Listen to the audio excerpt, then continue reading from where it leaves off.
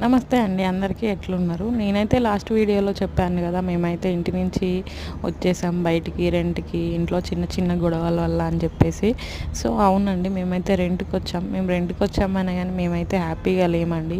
ఎందుకంటే పిల్లలు ఇక్కడ వాతావరణానికి అస్సలు అలవాటు పడట్లేరు. అక్కడ ఫ్రెండ్సు, స్కూలు అన్నీ ఉన్నాయి కాబట్టి అక్కడ చాలా చిన్నప్పటి నుంచి ఉండి ఒకటేసారి వచ్చేసరికి ఆళ్ళకి కొంచెం బెంగగా అనిపించిందేమో.